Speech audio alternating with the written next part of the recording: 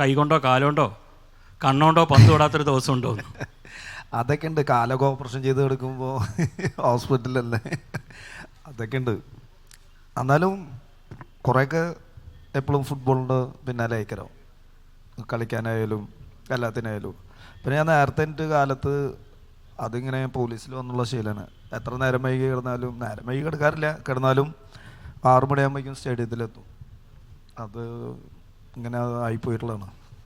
വിജയനിപ്പോൾ ഒരു ഇൻ്റർവ്യൂ ചെയ്യാൻ പോകുമ്പോൾ ഒന്നും ആളുകൾക്ക് അപ്പോയിൻമെൻ്റ് ഒന്നും ആവശ്യമില്ലായില്ല. പലപ്പോഴും രാവിലെ തൃശ്ശൂർ സ്റ്റേഡിയത്തിൽ ചെന്നാൽ വിജയൻ അവിടെ ഉണ്ടാവും. നിങ്ങൾക്ക് വിജയനോട് സംസാരിക്കാം, ഫോട്ടോ എടുക്കാം, ടി വി ക്യാമറ നേരെ തിരിച്ച് ചെയ്യണമെങ്കിൽ അതും ചെയ്യാം. അങ്ങനെയാണ് വിജയൻ്റെ ഒരു രീതി.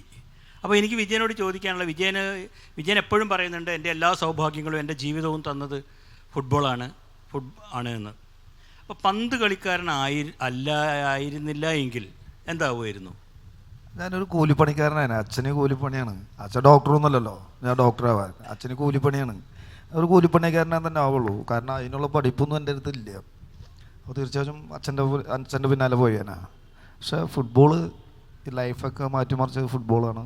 ഒരു എന്താ പറയുക, ഇപ്പോൾ ഇവിടെ വന്നിരിക്കാനും സംസാരിക്കാനും പറഞ്ഞത് ഫുട്ബോൾ കഴിഞ്ഞിട്ടുള്ളൂ എല്ലാതും. അച്ഛൻ എപ്പോഴും ഒരു നീറുന്ന ഓർമ്മയായിട്ട് വിജയൻ പറയാറുണ്ട് ഇത് സമയത്തും പല സംസാരങ്ങൾ. പക്ഷേ വിജയൻ ചിരിച്ചുകൊണ്ട് തന്നെ ആ അതിനെക്കുറിച്ച് പറയുകയും ചെയ്യും. അതെ തീർച്ചയായിട്ടും. കാരണം അച്ഛന് ഫുട്ബോൾ ഭയങ്കര ഇഷ്ടമായിരുന്നു. കാരണം എൻ്റെ വീടിൻ്റെ തൊട്ട് ബാക്കിലാണ് എൻ്റെ ഫുട്ബോൾ സ്റ്റേഡിയം. അപ്പോൾ ചാക്കോള ട്രോഫിയൊക്കെ നടക്കുമ്പോൾ അച്ഛനാണ് കളി കാണാൻ കൊണ്ടുപോകലൊക്കെ. അപ്പോൾ അച്ഛൻ പെട്ടെന്ന് മരിച്ചു. 81 അച്ഛൻ മരിച്ചു. ആക്സിഡൻറ്റ് മരിച്ചതാണ്.